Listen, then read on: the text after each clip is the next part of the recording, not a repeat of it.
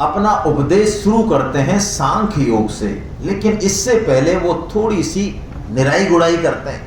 Direct सांख्य योग का उपदेश नहीं देंगे। सांख्य का मतलब क्या होता है? जिसमें विवेक की प्रधानता है, लेकिन हमारा विवेक जब अवसाद होता है या कामना होती है तब जागृत नहीं रहता, बहुत डाउन रहता है। तो सांख्य योग का उपदेश नहीं देना चाहिए यहाँ पे, और नहीं देते हैं भगवान। पहले उसकी विवेक को जागृत करते हैं। जैसे ये ऐसा ही है कि हम यदि बहुत सीरियस स्टेज में है, पागल है, मेरे को ये उदाहरण याद आ रहा है, हम पागल हैं, मान लो पागल हो जाए और हमें पागल खाने ले जाया जाए, तो डॉक्टर सीधा इलाज नहीं करता हमारा, पहले क्या करता है? बेहोश करता है। आप गए हो सर पहले?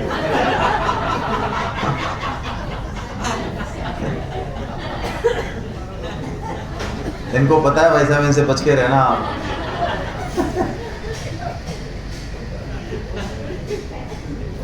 तो भगवान भी यहाँ पे इलेक्ट्रिक के शौक दे रहे हैं। देखो यहाँ अर्जुन को 2 शौक देते हैं भगवान।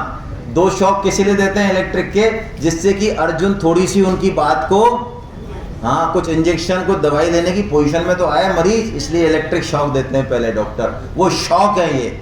भगवान अर्जुन की किसी बात का जवाब नहीं देते हैं। अर्जुन ने इतने प्रश्न किए हैं, देंगे जवाब, बाद में देंगे, अभी नहीं दे रहे हैं। बहुत प्रश्न किए अर्जुन ने, कुल को लेके, धर्म को लेके, स्त्रियों को लेके, वर्ण संकर को लेके बहुत प्रश्न किए हैं। अब भगवान किसी का जवाब नहीं देते। क्यों? अर्जुन मोहित है, ऊट पटांग बक रहे हैं, जवाब देंगे बाद में देंगे। या तो शॉक दे रहे हैं पहले, इलेक्ट्रिक शॉक। आइए पढ़ते हैं श्लोक को। कुतस्त्वा कशमलमिदं विश्वे समुपस्थितम् अनार्यजुष्टमस्वर्गमकीर्तिकरमर्जुना क्लैब्यं मा स्म गमः पार्थ नैतत्त्वयुपपद्यते क्षुद्रं हृदय दौर्बल्यं त्यक्तोत्तिष्ठ परन्तपा। अर्जुन से कह रहे हैं भगवान, अर्जुन तू जो कर रहा है ना, ये जो कायर का रोल कर रहा है तू, ये ठीक नहीं है इस समय। क्यों? कोई नहीं करता है इसको। और बोल रहे हैं अर्जुन, ये नपुंसकता, ये कायर तेरे अंदर आई कहां से? ये तेरे लिए उचित, तू इसका त्याग करके और युद्ध के लिए खड़ा। देखो भगवान ने 2 संबोधन दिए अर्जुन को। ये दोनों इलेक्ट्रिक शॉक हैं। अर्जुन अतिरथी हैं, महारथी नहीं है। महारथी से भी ऊपर एक पोस्ट होती है अतिरथी। अर्धरथी, रथी है ना, महारथी और अतिरथी। अर्जुन को कोई नपुंसक कह दे, ये पूरी पृथ्वी पर किसी के लिए संभव नहीं है। उसकी गर्दन 1 सेकंड के बाद नीचे होगी, ऊपर नहीं रह सकती। अर्जुन की प्रतिज्ञा है। और भगवान भी जानते हैं कि अर्जुन नपुंसक नहीं है, लेकिन भगवान ने अर्जुन को क्या कह दिया? नपुंसक कह दिया और कायर कह दिया। बोलो अर्जुन कायर है क्या? पहला युद्ध है उसका। आप यदि महाभारत पढ़ें तो जितने योद्धा अभी ये सामने हैं, भीष्म, द्रोण, अश्वत्थामा, कर्ण, है ना, हाँ, विराट युद्ध में, बिल्कुल ये विराट युद्ध में जितने भी योद्धा हैं सब सामने थे अर्जुन के, और अकेला अर्जुन था, अकेला, और सबको परास्त किया उस अर्जुन ने। वो योद्धा है अर्जुन। उसको कोई कायर कह दे, संभव नहीं है किसी के लिए। गर्दन उड़ा दे अर्जुन, लेकिन कृष्ण ने उसकी नस मरोड़ दी एकदम से। जहां पे वो सहन नहीं कर सकता वही नस मरोड़ दी एकदम से, उसको कायर और नपुंसक कह दिया। तो अर्जुन बिलबिलाता है पूरी तरीके से, और वो कहता है प्रभु आप जानते हो कि मैं कायर, अरे मैं धर्मभीरु हूं, मैं नपुंसक नहीं हूं, मैं कायर नहीं हूं। लेकिन यहां जो बात है ये बड़ी महत्वपूर्ण है, इसको हम पकड़ना है हमको। अर्जुन अपने आप को कायर नहीं मानते, लेकिन भगवान उसको कायर कह रहे हैं। तो अर्जुन ये सोचते हैं कि यार मैं तो कायर नहीं हूं, मैं तो अपने आप को कायर नहीं मानता, लेकिन भगवान मुझे क्या कह रहे हैं? इसका मतलब कहीं ना कहीं कायरता मेरे अंदर है। ये अर्जुन है जो अपने मन बुद्धि से ऊपर भगवान की बात को रख दे। ये अर्जुन है। गीता उसके लिए है। ये होगा तो गीता आएगी सामने, नहीं तो गीता, हम गीता लाख पढ़ लें लेकिन अपनी मन बुद्धि को ही ऊपर रखें, फिर गीता का तत्व प्रकट। अर्जुन ये 4 बातें कहता है, ये अर्जुन को अर्जुन बनाती हैं। यदि हमको गीता से तुरंत लाभ लेना है, जल्दी लाभ लेना है, तो हम इन 4 बातों को समझें। ये ऐसे हैं जैसे आप IIT में जाएं तो आपको 12वीं क्लास एग्जाम पास करना पड़ेगा। ये 12वीं क्लास का एग्जाम है, ये 4 सब्जेक्ट हैं, पढ़िए इनको। कार्पण्य दोषोपहत स्वभाव रक्षामि त्वां धर्म सम्मूढ़चेता यच्छ्रेयशान्निश्चितं ब्रूहि तन्मे शिष्यस्तेऽहं साधि मां त्वां प्रपन्नम्।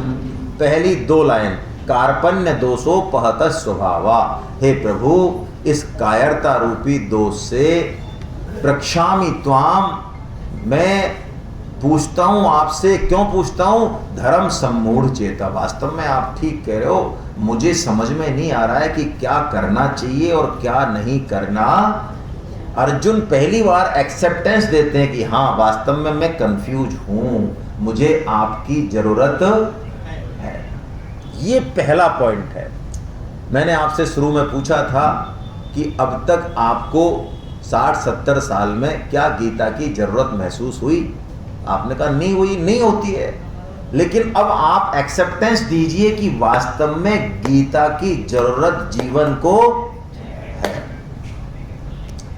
किसी भी फील्ड में हो, किसी भी उम्र में हो, चाहे है, जिस दिन ये एक्सेप्टेंस दे देंगे, गीता आपके जीवन को परिवर्तन करना चालू कर देगी। आप करें कुछ भी, वही करते रहें, कुछ भी बदलने की जरूरत नहीं है।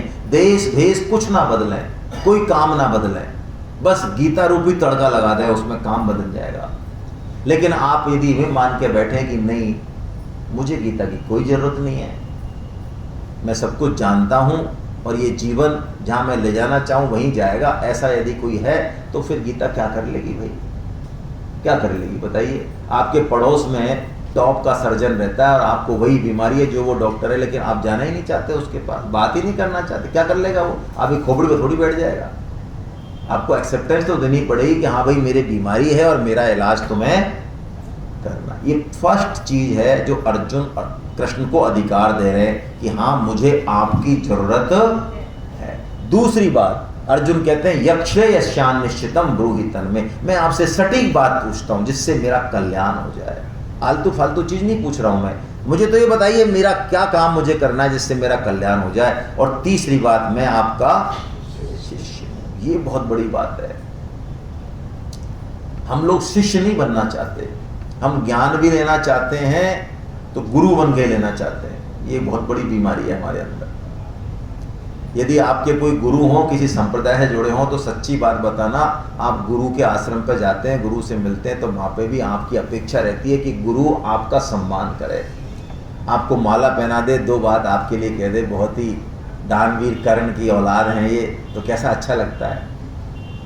और गुरु जाते ही जो है ऐसा मरोड़ा दे आपको, ऐसी ठुकाई करे बढ़िया आपकी कि गधे हो तुमने जिंदगी का सत्यानाश कर रखा है, खबरदार जो मुझे शकल दिखाई, ये काम करो, पहले 16 माला करो, ये काम करो, फलाना करो, फिर आना नहीं, मत आना मेरे पास।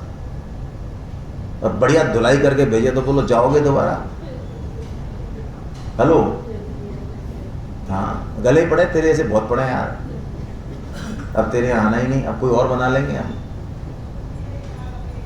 तो बोलो सस्ता गुरु चाहिए, सच्चा चाहिए? हाँ, सस्ता चाहिए। तो सच्चा चाहिए तो काम हो जाएगा भाई। अर्जुन को तो क्या चाहिए? सच्चा चाहिए। देखो, शिष्य बनने को तैयार है, किसके?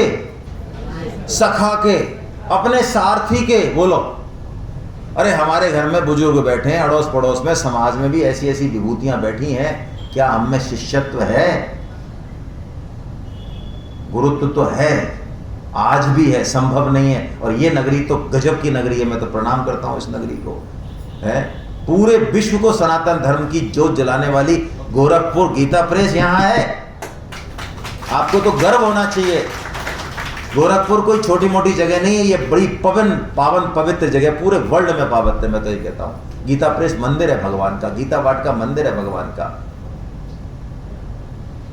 एक एक 3-3, 4-4 पीढ़ी पीछे चले जाओ आप, चाहे बम्बई की बात कर लो, कलकत्ता की कर लो, चाहे हरियाणा की कर लो, कहीं की कर लो, 4-4 पीढ़ी में भी आपको गीता प्रेस की किताबें मिलेंगी जो जीवन में उजाला कर रही हैं, और वो आपके यहाँ से छप रही हैं, गोरखपुर से। ये कम बात है आपको गौरव करने की? यहाँ रह के हम दिया तले अंधेरा रह जाए, मैं तो कहूँ इसलिए मुझे सुबह थोड़ा सा क्षोभ हुआ, वरना हमें कोई फर्क नहीं पड़ता भाई, है ना। सामने 100 बैठे हों चाहे 10 बैठे हों, हमें क्या दिक्कत है? हमारा कोई आपके उस पर थोड़ी सिस्टम चल रहा है। लेकिन गीता प्रेस गोरखपुर नगरी में हम भगवान की वाणी के प्रति जो है वो भाव पैदा नहीं कर पाए, इस बात का थोड़ा सा क्षोभ हुआ, हल्का सा। शिष्य बना, मैं कह रहा हूं आपके अंदर शिष्यत्व यदि जाग गया जिस दिन, ये गीता प्रेस की ये गुटका जो 8-10 रुपए का गीत ये बोलेगी आपसे, मैं बड़ी बात नहीं करता हूं, आप थप्पड़ मार देना गाल पे, बोलेगी। यदि आपको सुनने की इच्छा है तो ये बोल देगी, बोलो। आपको सपने में बता देगी, आपको डायरेक्ट बता देगी, जैसे चाहोगे वैसे बता देगी। ये ताकत है इसमें, इसको ऐसे मत समझ लेना कागज की किताब। लेकिन क्या आपके अंदर इच्छा है जानने की? यदि शिष्यत्व है तो गुरु 1000 किलोमीटर से भी चल के आएगा, नॉक करेगा आपके दरवाजे पे कि मैं आया, खोल। ये जो हम भागते रहते हैं ना गुरुओं के पीछे, ये सस्ते गुरुओं के, ये शिष्यत्व नहीं है हमारा, संभव ही नहीं है, संभव ही नहीं है। हमारा जन्म होने से पहले मां के स्तनों में दूध आता है। बोलो किसी दवाई से आया, कोई मैकेनिज्म से आया? चिंता क्यों करे भजले श्री हरवीर, है क्या? कौन सा दुआ है वो? हाँ, प्रारब्ध पहले रचा और पीछे रचा शरीर, तुलसी चिंता क्यों करे भजले श्री रघुवीर। बोलो, हम चिंता कर रहे हैं अपनी, माँ के स्तनों में दूध पहले आया, भगवान इतनी चिंता करते हैं हमारी। तो शिष्यत्व होना चाहिए हमारे अंदर। गुरु है ही, ये संपूर्ण प्रकृति गुरु है, सब जगह प्रकट हो जाएगा गुरु। घर में चाहिए घर में हो जाएगा, जहां जिस परिस्थिति में चाहिए, सपने जहां चाहिए वहां हो जाएगा पैदा। उसकी हिम्मत नहीं है गुरु की कि वो आए ना हमारे पास। लेकिन चेक करें पहले खुद को, क्या शिष्यत्व है हमारे अंदर? ये तीसरी चीज। और चौथी चीज बड़ी इंपॉर्टेंट, अर्जुन कहते हैं प्रभु ज्यादा कुछ समझ में आ नहीं रहा है, मैं तो केवल आपकी। जब कोई शरणागत हो जाता है ना, तो शरणागत की एक बहुत विशेष बात होती है। शरणागत यदि गलत भी करेगा तो जिसके शरणागत हुआ उसको कान पकड़ने की पावर दे दी आपने। बोलो, बच्चा आग से खेलना चाहता है कि नहीं खेलना चाहता? उसे घर में सांप घुस जाए, माँ जो है अनाज साफ कर रही है और सांप जैसे ही उसको लगे वो दिखेगा यार ये टॉप का खिलौना है बेटा, एकदम ये सारे फर्जी खिलौने, तो वो सांप की तरफ जाएगा कि नहीं जाएगा? जाएगा, जाएगा वो तो माँ जाने देगी? बस तो यही है, जिस दिन हम शरणागत हो जाएंगे, अब हमारी समझ में जितना आया जैसा हम करेंगे, गलत भी करेंगे तो भगवान कान पकड़ेंगे, थप्पड़ लगाना है थप्पड़ लगाएंगे, जीवन में दुख भेजेंगे सुख भेजेंगे। लेकिन चूंकि शरणागत हो गए, यदि हो गए तो भगवान की जिम्मेदारी बन जाती है कि वो हमको ठीक रास्ते पे लेके जाए। और भगवान इतने भोले भंडारी है कि झूठ मूठ की शरणागति को भी स्वीकार करते हैं भाई।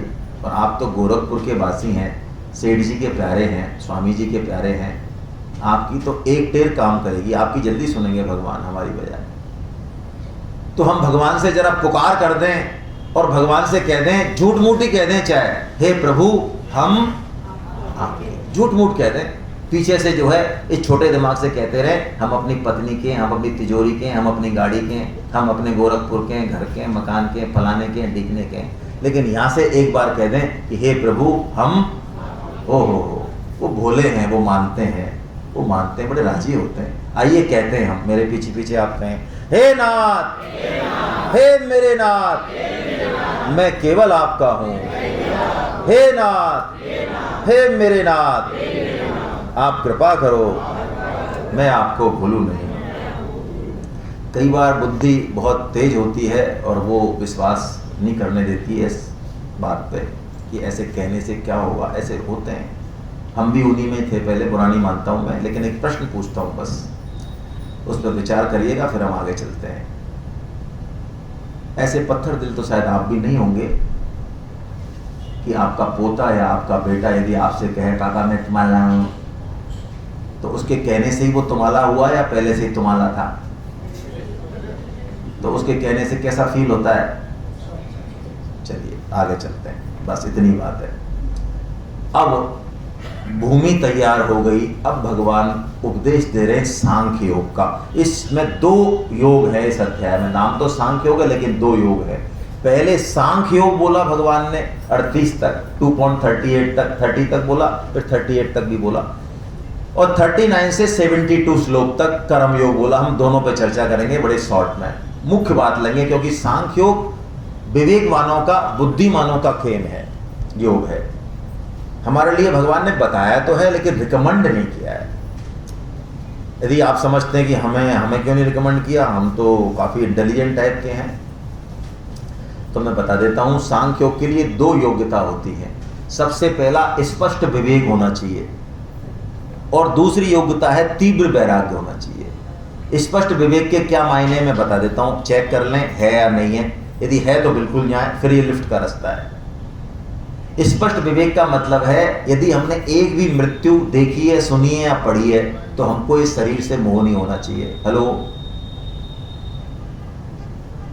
पता है हम में से सबको कि मृत्यु अवश्यंभावी है, पता है, लेकिन कहीं ना कहीं ये भी अंदर से पक्का करके बैठे हैं कि होगी, लेकिन अभी हमारा नंबर तो, हेलो, अच्छा 70 साल वाला तो मानता होगा कि मैं तो मर सकता हूं, कि वो भी ऐसे करके बैठा है। हाँ, वो भी ऐसे बैठा है। 85 वाला, हाँ वो भी, 10 साल वाला, हाँ वो भी। अच्छा, किसी जाति वर्ण से कोई मतलब है नहीं, कोई उम्र से मतलब है, कोई क्षेत्र से मतलब है, गोरखपुर वाले नहीं जाते हैं ऊपर। लेकिन इस विवेक की हमने दाएं कर रखी है। कोई विवेक, बस ये बुद्धि का, यहां से जरूर है, यहां से नहीं है। यहां से यदि हो जाए तो चेंज हो जाए आदमी। यदि हमको ये कंफर्म हो जाए ना कि आज शाम को 5 बजे टिकट कटेगा हमारा, तो आपका अभी 11 से और 5 के बीच का जीवन अलग हो जाएगा, अलग हो जाएगा। पक्की बात मानिए आप। आपका रिएक्शन अलग होगा, लोगों से बोलने का तरीका अलग होगा, आपकी प्रायोरिटी अलग हो जाएगी, आप अलग ही हो जाएंगे। ये स्पष्ट विवेक जिसके अंदर है, पहली पात्रता। तीव्र वैराग्य के क्या मायने हैं? हमारा जो कुछ हमने अपना मान रखा है अभी, एक शरीर से लेके, सबसे इंपॉर्टेंट तो हमारा खुद का शरीर, ये और इस शरीर के नाते से जितने नाते रिश्तेदार हैं, धन, परिवार, गाड़ी, घोड़ा, ये सब खत्म हो जाए और सब चाहे डबल हो जाए, हमारे अंदर कोई फर्क नहीं पड़े। हेलो, ऐसे ही हैं हम।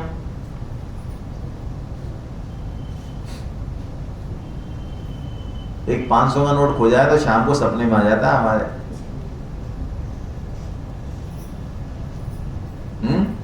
500 का तो नहीं आता, वो लाल रंग वाला खो जाए, 2000 वाला, तो रात को लाल लाल शायद दिखा तो सही, रात को सपने में आया बट्टा।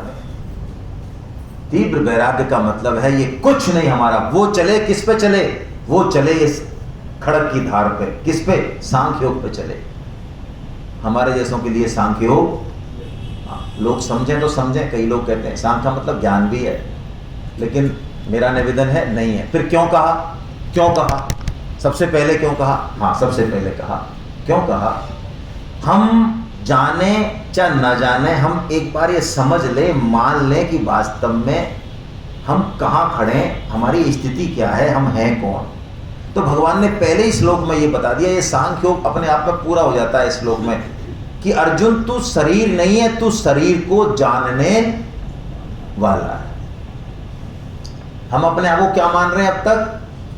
शरीर। सब मानते हैं अपने आप को, स्त्री है तो पुरुष है तो ये है तो वो है। भगवान कह रहे हैं तू शरीर नहीं है, तू शरीर से अलग है, शरीर को जानने वाला है। शरीर तेरे को मिला अवश्य है, लेकिन कुछ समय के लिए तेरा ये वास्तविक परिचय, ये बात हम मान लें, चाहे भले हमारा ये अनुभव अभी नहीं हो, क्योंकि इस बात को जब तक नहीं मानोगे तब तक सत्संग में आगे प्रगति चल ही नहीं पाएंगे हम। जैसे आज हम सुबह आए ट्रेन से, तो जो सज्जन हमको लेने गए उनके और हमारे बीच में 4-5 फोन कॉल हुए उतरते। वो तो कह रहे हैं मैं यहाँ खड़ा हूँ, हम कह रहे हैं हम यहाँ खड़े हैं। अब बोलो, हम यदि मान लो नए हैं गोरखपुर में और हम उनको यही नहीं बता पाए कि हम खड़े खाएं तो वो हमारी हेल्प कर देंगे? आपके घर पे कोई आए और आप पूछो भाई साहब का मकान नहीं मिल रहा है, तो आप क्या पूछोगे कि आप कहाँ हो? और वो भाई साहब कहते हैं यार ये पता नहीं हम कहाँ हैं। बोलो, आ तो गए पर पता नहीं है, वो सामने कुछ दिख रहा है यार, वो ऐसा, वो रोड बन रही है, रोड तो सब जगह बन रही है। अब वो पेड़ है ना, अरे पेड़ तो 50 है यार, क्या कर रहा है तू ये? तो जब तक हम अपने बारे में नहीं जानेंगे तब तक हमारी प्रगति आगे। तो इसलिए कोई भी सत्संग हो, कोई भी योग हो, सबसे पहले ये मान ले कि मैं शरीर नहीं है। समझ में कोई बात नहीं, भगवान सबसे पहले ये कहते हैं, और कहते हैं अर्जुन जो ऐसा मान लेता वही पंडित है। शरीर के जाने से आने से जो प्रभावित नहीं होता है वास्तव में पंडित। क्यों प्रभावित नहीं होता है? क्योंकि शरीर का धर्म है ये तो हर क्षण नष्ट ही हो रहा है। हम इसको चाहे मत मानो, लेकिन देखो मानना पड़ेगा। बचपन में ये शरीर कैसा था? ऐसा ही था क्या जैसा अब है? तो वो कहां गया बचपन वाला शरीर? बोलो, रोए उस पे आप? क्यों नहीं रोए? उसकी जब मृत्यु हुई बचपन वाले शरीर की तो रोए क्यों नहीं? अच्छा 5 साल पहले कैसा शरीर था, अब कैसा है? बोलो। अरे साइंस तो वही कह रही है, शास्त्र की बात कोई कह रही है। शास्त्र तो और गहरी बात कहता है, 1 सेकंड के भी 1000 हिस्से करें उसमें शरीर चेंज हो जाता है, मर जाता है। शास्त्र कह रहा है, साइंस कह रही है हर क्षण कोशिकाएं मर रही हैं। हमारा शास्त्र भी, गीता भी यही कह रहा है। यानी शरीर तो हर क्षण मर रहा है। जिस दिन पिंड और प्राण का वियोग होता है वो लास्ट मरना है, तो उसमें क्या रोना है? भगवान कह रहे हैं ये तो मर ही रहा है, इसमें तेरे को रोने की जरूरत नहीं है। हाँ, जरूरत किस चीज की है? भगवान कह रहे हैं इसका सदुपयोग किया या सदुपयोग नहीं किया तो रोने की जरूरत है। फिर तो बोले, फिर तो, और सदुपयोग कर लिया तो कोई जरूरत नहीं है। सदुपयोग करने के लिए भगवान मंत्र दे रहे हैं, तितिक्षा। इसमें श्लोक का भाव है तितिक्षा। तितिक्षा का मतलब है जीवन में सुख आए दुख आए सहन करें उसको। क्यों सहन करें? सुख और दुख टेम्परेरी हैं। जो सुख और दुख के पीछे खड़ी उस वस्तु को देख लेगा वो सुख और दुख से परे चला जाएगा। लेकिन जो सुख में घूम गया और दुख में भी घूम गया वो कुछ नहीं जान पाएगा। भगवान कह रहे हैं जीवन में सहन कर, सहन शक्ति ला, धैर्य ला, इसी से तेरे को सुख दुख से परे की वस्तु तक नजर पहुंचेगी। ये श्लोक आपने सुना ही होगा, है ना? आत्मा वस्त्र धारण करती है, कोई खास बात नहीं है, आप सब व्हाट्सएप पे इसको देखते होंगे। ये शरीर एक वस्त्र है आत्मा का, है ना? नया वस्त्र धारण कर देती है, पुराना छोड़ती है, ऐसा है। ऐसा कह के भगवान ने सांख्य योग को पूर्ण किया। सांख्य योग में जो मूल बात है वो यही है कि हम शरीर नहीं है, हम शरीर को जानने, ये होश हमेशा बनाए रखें, हमेशा बनाए रखें। तो सांख्य योग चल रहा है हमारा। इस होश में यदि कर्तव्य कर्म हो रहे हैं तो सांख्य योग चल रहा है। अब भगवान सांख्य योग की रिकमेंडेशन गीता में नहीं करते हैं, रिकमेंडेशन करते हैं कर्म योग की, जो अब बता रहे हैं भगवान इस श्लोक से और एंड तक। इस कर्म योग के लिए भगवान कहते हैं इससे सांख्य योग भी तेरे समझ में आ जाएगा, ये सांख्य योग की भी पात्रता देगा। इसलिए इसको समझना बहुत जरूरी है, कर्म योग को। कर्म योग के मतलब क्या, आगे भी समझेंगे, लेकिन यहां समझ लेते हैं। कर्म हम सबको करने हैं, सबको करने पड़ेंगे, चाहे हम चाहें चाहे ना चाहें। जिन कर्मों को करने से बंधन होता है, प्राय बंधन, कौन सा बंधन? अच्छा और बुरा। अच्छा बंधन भी होता है, 2 बंधन होते हैं। सोने की जंजीर से आपको बांध दें 24 कैरेट गोल्ड से, और कोई आपको पानी खाना कुछ नहीं दें, और जंजीर बढ़िया है आपके पास, 10 किलो की जंजीर है 24 कैरेट की, बोलो मौज हो गई? नहीं हुई? भाई सामने वाला तो लोहे की जंजीर से बांध रहा है, आप तो 24 कैरेट से बंधे पड़े हो। नहीं मौज हुई? पानी मिल नहीं रहा है, रोटी मिल नहीं रही है, मूवमेंट है नहीं, मौज है? नहीं है। अच्छे काम करना, सत्कर्म करना, मैं रिपीट कर रहा हूं, थोड़ा सा कान खोल के सुने। सत्कर्म करना, अच्छे काम करना, परोपकार करना, ये लोहे की जंजीर नहीं है, अच्छी बात है, लेकिन ये सोने की जंजीर है। गीता का साधक सोने की जंजीर से भी नहीं बंधना चाहता। जो यज्ञ में लगे हुए हैं, परोपकार में लगे हुए हैं, समाज को बदलने के काम में लगे हुए हैं, वो सोने की जंजीर का बंधन तैयार कर रहे हैं। वो स्वर्ग जाएंगे, लेकिन स्वर्ग सोने की जंजीर है। गीता सोने की जंजीर और लोहे की जंजीर दोनों से हटाती है, क्योंकि मुक्ति वही है, आनंद वही है। तो ये कर्म योग है कि हम कर्म तो करें लेकिन बंधन ना हो। अरे बंधन ही ना हो, उल्टा जिस कर्म से बंधन हो उसी कर्म से झाड़ू लगाने का कर्म, सांस लेने का कर्म, खाना खाने का कर्म, चलने का कर्म, ऑफिस का कर्म, हाँ जो भी कर्म है उसी कर्म से भगवान से योग हो जाए। वाह क्या बात है। ऐसा, हाँ ऐसा, ये कर्म योग है। जिस कर्म के करने से अभी हम जो कर्म कर ही रहे हैं, जिनसे हमारा बंधन हो रहा है, उन्हीं कर्मों को करने से भगवान से हमारा योग हो जाए, इस विद्या का नाम क्या है? कर्म। कैसे होगा? ये तो बहुत जोरदार बात बता दी आपने। हाँ बता दी, गीता ने बताई है कैसे होगा। इसके लिए आवश्यकता है, पहली आवश्यकता, इसमें एक ही आवश्यकता है बस,